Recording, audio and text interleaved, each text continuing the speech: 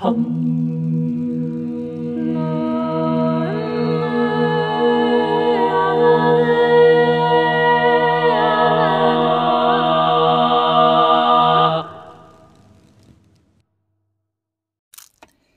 tout le monde. Alors aujourd'hui, je vous retrouve pour vous parler un petit peu de cette pleine lune du 25 mars 2024 avec un soleil qui se situe à 5 degrés 07 en bélier et la lune en opposition dans la balance au même degré.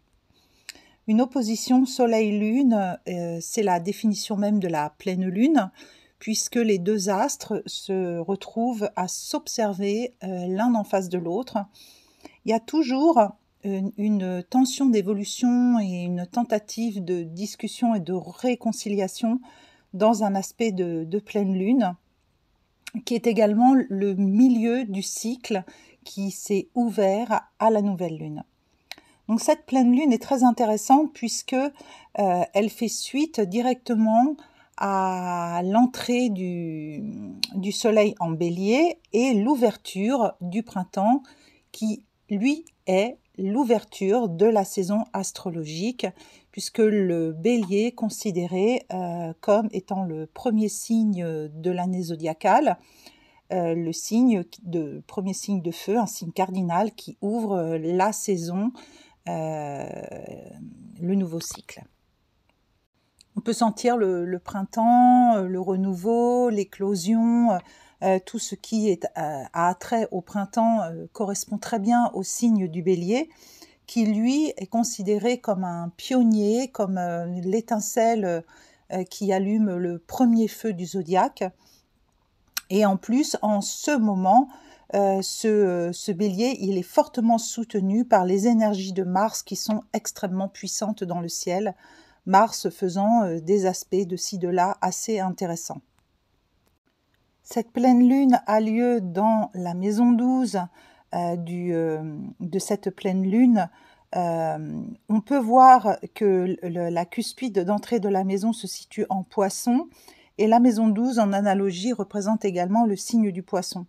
Donc il y a beaucoup de planètes ou de placements qui se situent dans cette maison 12 qui elles-mêmes se retrouvent très grande dans le zodiaque, donc la maison en face où se situe la lune également.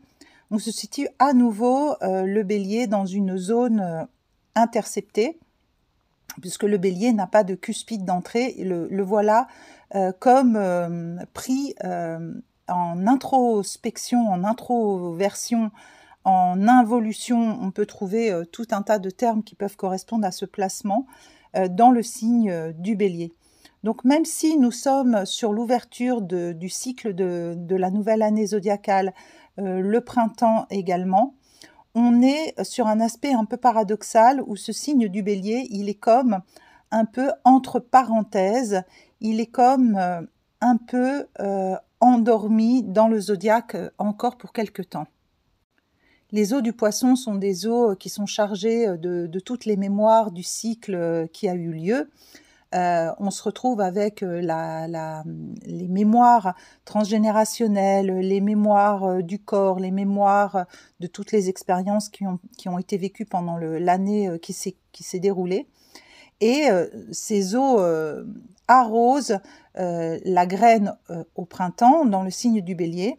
Il se trouve que le bélier étant dans la maison du poisson et la cuspide de la maison 12 en poisson, cela nous informe sur le fait qu'il y a encore des choses qui sont dans nos mémoires, dans le cycle, qui ne sont pas évacuées, guéries, dépassées, et qu'il va nous falloir encore un petit temps d'introspection pour pouvoir sortir de cette énergie poisson qui est très puissante encore, puisque nous avons de toute façon Mars en poisson, Saturne, Vénus et Neptune en poisson, ce qui n'est pas rien, puisque cette énergie va drainer en nous toutes nos eaux et elle va encore être agissante pendant un certain temps.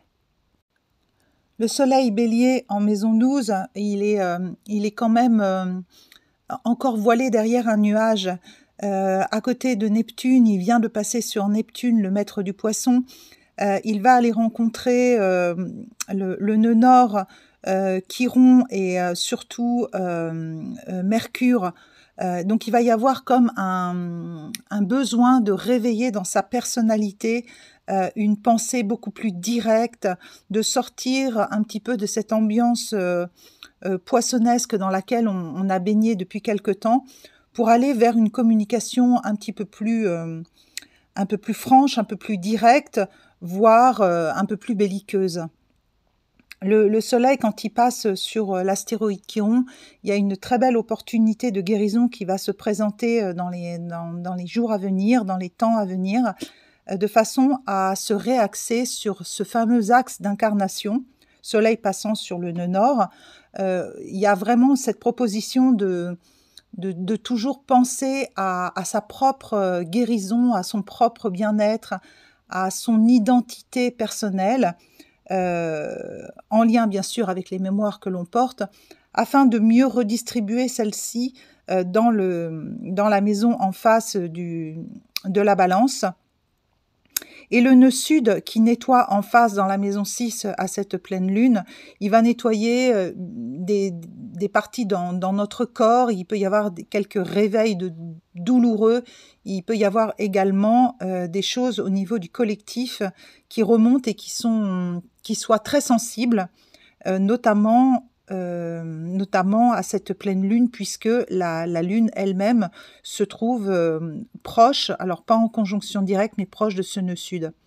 Il peut y avoir comme ça des remontées de mémoire dans l'inconscient collectif qui viennent se présenter pour être guéries, aussi bien marquées par ce nœud sud, les lunes noires et les lunes qui sont aussi dans cette maison 6, ainsi que Chiron et Neptune qui sont dans la maison 12, la maison du poisson en face. Ça fait beaucoup de marqueurs de sensibilité, de connectivité, des marqueurs très artistiques aussi, pourquoi pas, mais il peut y avoir beaucoup de choses inconscientes qui viennent remonter comme ça un petit peu des profondeurs pour être dépassées, pour être guéries.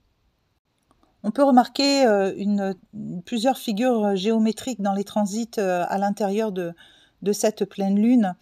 Vous pouvez observer un grand cerf-volant qui est fait de plusieurs trigones de terre qui convergent tous vers une conjonction Saturne-Vénus en Poisson qui se situe sur la cuspide de la maison 12. Donc la porte d'entrée de la maison 12, elle est encadrée par une Vénus-Saturne. Et le mot qui me venait pour ce cerf-volant, qui part notamment des lunes noires d'un côté, qui passe par Cérès, la planète des choix, et une conjonction qui se propose dans le mois d'avril entre Jupiter et Uranus, tout cela converge vers Vénus-Saturne en Poisson. Et moi, ce que cela m'évoque, c'est des remontées très puissantes du fond de notre terre, du fond de nos grottes, puisque les lunes noires sont également en Vierge, un peu comme Perséphone qui se retrouve sous terre et qui cherche la remontée vers le printemps, qui cherche à retrouver un équilibre et remonter vers la surface, dans le mythe de Déméter et de Perséphone qui engage également Cérès et la remontée des ombres et des choses qui sont en profondeur en nous vers la lumière. Il se trouve que tout cela converge vers Vénus en Poisson et Saturne, et c'est un peu comme si on pouvait sentir qu'il y avait des remontées de choses obsessionnelles, des petites manies, des choses qu'il va falloir déloger à l'intérieur de nous pour faire des nouveaux choix que l'on peut diluer à nouveau dans cette terre, et pour pouvoir passer réellement dans une énergie de printemps, une énergie feu. On a comme encore un nettoyage en profondeur à faire de toutes ces choses qui sont coincées dans nos entrailles. C'est pas une période, même si le printemps est là, qui invite immédiatement à se mettre en plein soleil. Il y a encore des remontées du fond des lunes, qui ont besoin de sortir. D'autant plus que cette lune noire est reliée en sextile au signe du Cancer, donc à nouveau de l'eau, de la terre. Donc c'est vraiment l'eau et la terre qui sont profondément à l'honneur encore dans cette pleine lune, alors que nous entrons dans un signe de feu. Donc il y a vraiment de belles ententes et de belles alliances qui vont se faire sur l'axe d'incarnation de cette lune, qui va nourrir et hydrater nos bases, notre foyer, notre famille, la maison 4 en Cancer, et aller nourrir également la maison 10 en face en Capricorne. Donc ce qui nous est demandé, je pense, dans cette pleine lune, c'est de ne pas aller trop vite, d'aller débusquer en nous toutes ces alors je n'aime pas ce terme d'imperfection parce que nous ne sommes pas imparfaits, mais toutes ces choses qui nous bloquent encore, qui ne sont pas conscientisées et qui sont encore dans des illusions, dans des dilutions à l'intérieur de nous, et qui, du coup, l'eau plus la terre mélangée, ça fait de la boue. Donc toutes ces boues qui sont encore présentes et puis qui nous collent aux pieds et dont on a envie de se débarrasser pour pouvoir avancer dans ce printemps qui s'ouvre. D'autant plus que l'ascendant étant en Taureau, on a comme ça cette envie de s'incarner, de faire fructifier notre matière, de laisser pousser tous les potentiels qui sont contenus dans cette petite graine du Bélier. Il y a une conjonction entre le nœud nord, l'astéroïde Chiron et Mercure en Bélier, en maison 12, en apex, c'est-à-dire en double tension, en carré avec la planète Cérès et le milieu du ciel, donc la maison de l'accomplissement et aussi une maison qui concerne le travail, ainsi qu'avec la maison 4, donc le foyer.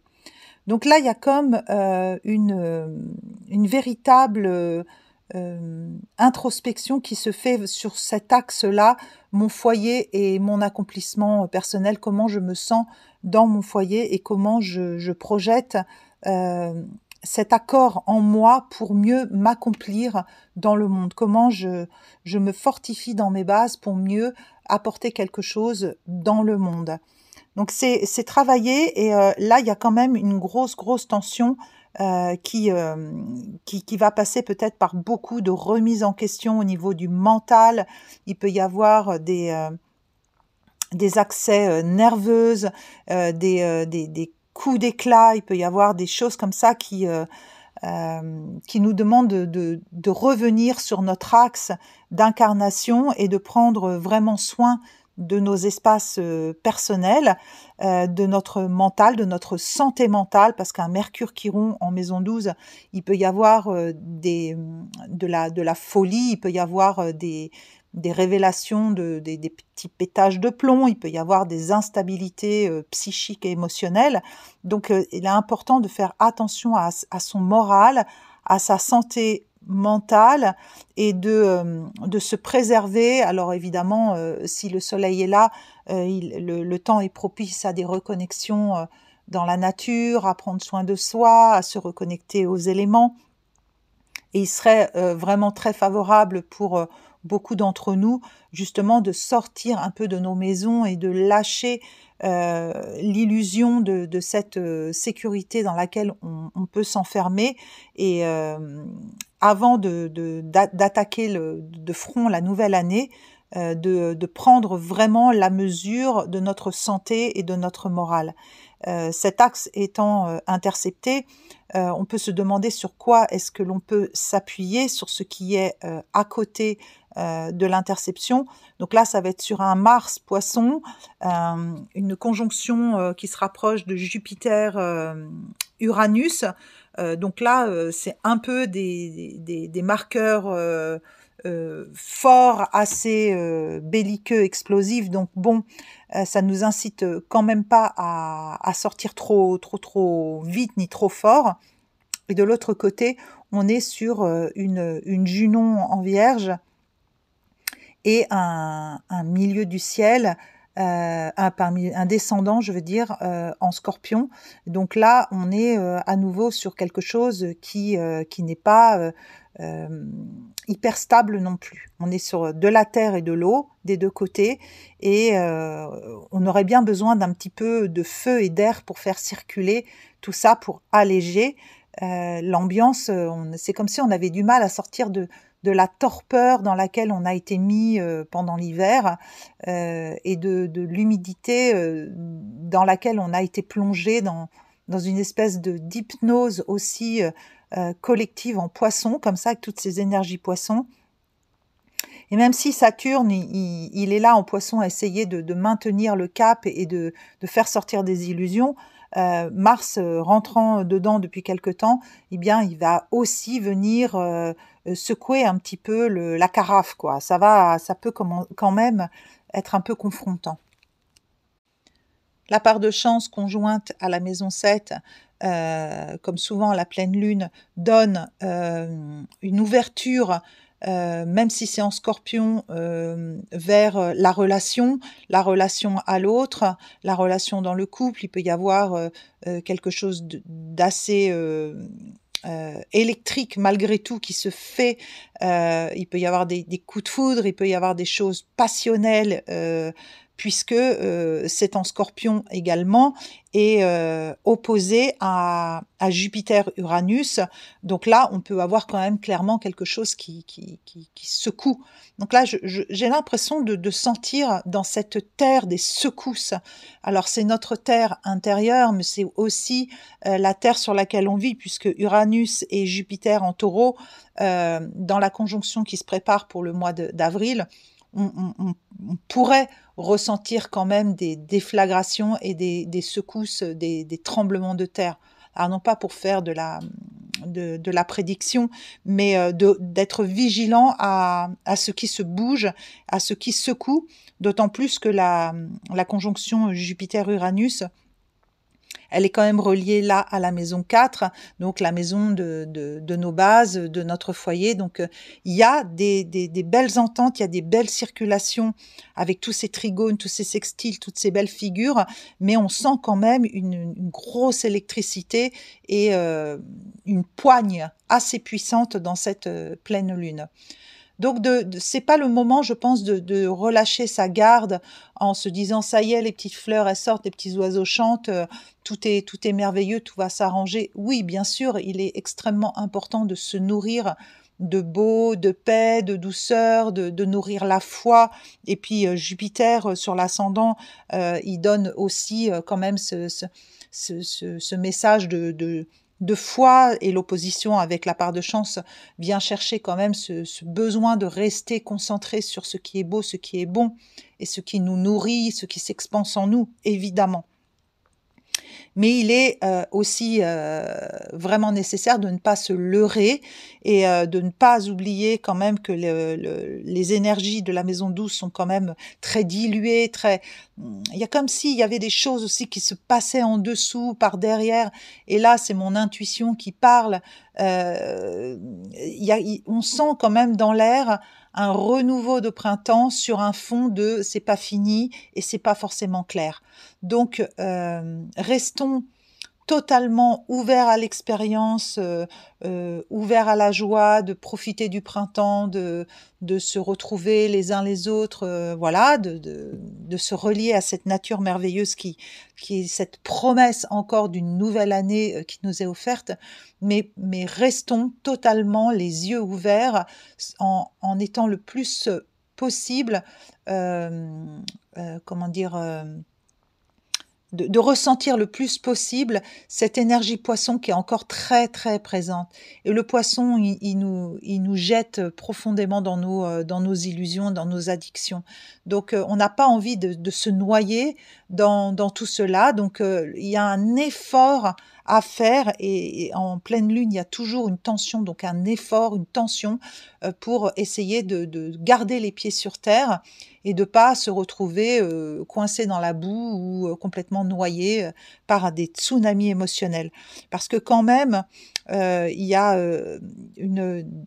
il y a des marqueurs en opposition au soleil entre le lune noire, lune, nœud sud qui se retrouvent dans le secteur en face, qui montre ce que j'ai dit tout à l'heure, c'est qu'il y a des remontées émotionnelles du passé en nous, profondément, dans la terre de la Vierge aussi. Et la remontée de Perséphone à la lumière, elle remonte pour parler de ce qu'elle a vécu sous terre avec son mari Hadès, c'est comme la reine des enfers. Elle remonte, elle va arriver à la surface pour retrouver la lumière et faire un pont entre l'ombre et la lumière. Mais voilà, il faut un temps d'adaptation. Donc, je dirais que c'est une pleine lune d'adaptation à la lumière, le retour vers le soleil, vers le dynamisme, mais ne pas oublier que le Mars, il est noyé il est quand même noyé en poisson. Donc c'est pas un Mars qui est très à l'aise dans l'eau, hein. Il est plus à l'aise quand il se retrouve chez son maître en Bélier, évidemment, donc il y arrivera après, mais pour l'instant, on est sur des actions un peu maladroites, des actions qui sont pas claires, pas franches, avec des choses qui peuvent se faire dans le dos, qui sont pas extrêmement claires, pas nourrissantes. Voilà, on est encore un peu en eau trouble. Donc à nous de garder la vigilance en action et puis de quand même savoir profiter de ce printemps qui s'annonce. Et voilà, donc il y a encore plein de choses qui pourraient être dites, mais j'ai pas envie de faire un audio trop long cette fois.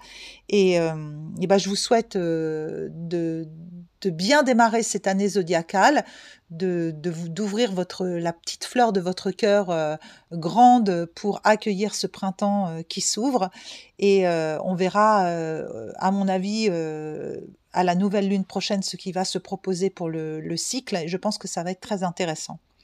En attendant, si mes audios vous intéressent, vous plaisent, n'hésitez pas à soutenir mon travail, à liker, à partager, à écrire des commentaires, à me commander des prestations, des peintures vibratoires, des peintures de naissance, des peintures des éléments.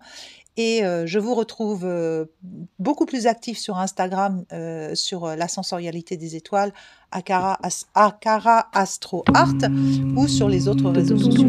Voilà, je vous dis à très bientôt et je vous embrasse.